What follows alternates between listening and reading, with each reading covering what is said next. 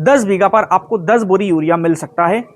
अब आपको बिना टोकन के खाद मिलेगा। अगर सोयाबीन है तो यूरिया आपको बिल्कुल नहीं मिल रहा, खाद बिना टोकन के मिल सकता है। टोकन बनवाने के लिए हमें पट्टी, आधार कार्ड। किसान भाइयों नमस्कार, आज हम बात करेंगे यूरिया की उपलब्धता के बारे में कि कितना यूरिया हमें उपलब्ध हो सकता है। हाल ही में आपने न्यूज़ में देखा होगा कि अब यूरिया पर ई टोकन सिस्टम पूर्ण रूप से फिलहाल के लिए खत्म हो चुका है, यानी अगले आदेश तक, जब तक गवर्नमेंट कोई आदेश नहीं करती है तब तक के लिए खाद बिना टोकन के मिल सकता है। लेकिन बिना टोकन के भी खाद मिलेगा तो क्या प्रोसीजर रहेगा, क्या किसानों को सावधानी रखनी है और क्या दुकानदारों को रिकॉर्ड मेंटेन करना है, बात करेंगे आज डिटेल में। मैं देवराज स्वागत करता हूं आप सभी का आपके अपने चैनल देवराज के व्लॉग्स में, जब बात होती है किसानों की, खेती बाड़ी की और सही सलाह की। तो चलिए शुरू करते हैं।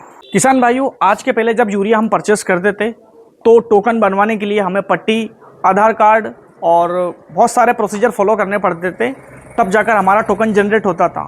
फिर वो टोकन एक दुकानदार स्कैन करता था और वो डीबीटी की बिलिंग अलग से करता था, तब जाके आपको यूरिया मिलता था।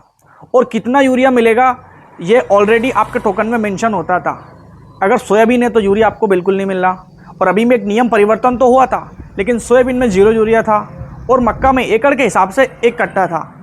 लेकिन नए नियम के अनुसार अब आपको बिना टोकन के खाद मिलेगा। बिल्कुल आप सही सुन रहे हैं, आपको बिना टोकन के खाद मिलेगा।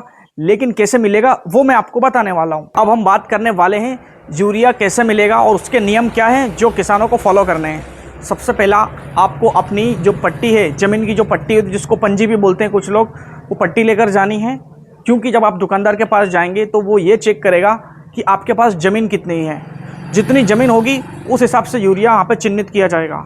उदाहरण के लिए, अगर आपने मक्का लगाई है और आपकी 10 बीघा ज़मीन है तो 1 एकड़ पर, और अपन अगर डीप में समझे तो 1 बीघा पर 1 बोरी आपको मिलेगा, यानी 10 बीघा पर आपको 10 बोरी यूरिया मिल सकता है।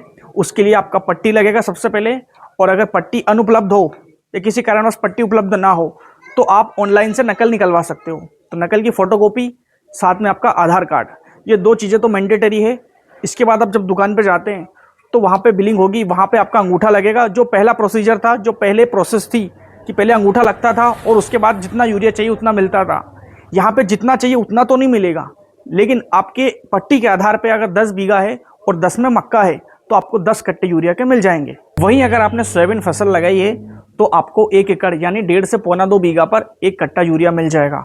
आपको वही आपके डॉक्यूमेंट्स, आधार कार्ड, पट्टी, मोबाइल नंबर, ये सब लेकर जाना है और दुकानदार के पास जाएंगे। वो रिकॉर्ड आपका चढ़ा लेगा और डीबीटी यानी आपको बिल करके अंगूठे के माध्यम से या ओटीपी के माध्यम से आपको जितना चाहिए उतना यूरिया तो नहीं मिलेगा, लेकिन जो एक गवर्नमेंट ने नियम तय किया है उसके हिसाब से आपको यूरिया मिल जाएगा। ये जानकारी थी यूरिया की, एक लेटेस्ट जानकारी जो किसानों के लिए कहीं ना कहीं राहत की खबर है। अब आप जितना चाहे उतना यूरिया और जहाँ से चाहे वहाँ से यूरिया ले सकते हैं। खेतीबाड़ी से जुड़ी अन्य जानकारी और सरकारी योजना जैसे तार फेंसिंग योजना या और जो भी कृषि यंत्रों पर आवेदन होते हैं, लॉटरी सिस्टम जो है, नई नई सरकारी योजनाओं के लिए अपने पेज और अपने चैनल को सब्सक्राइब कर ले। और अगला वीडियो किस टॉपिक पर चाहते हैं कमेंट करके ज़रूर बताएं। तब तक के लिए अपना ध्यान रखिए।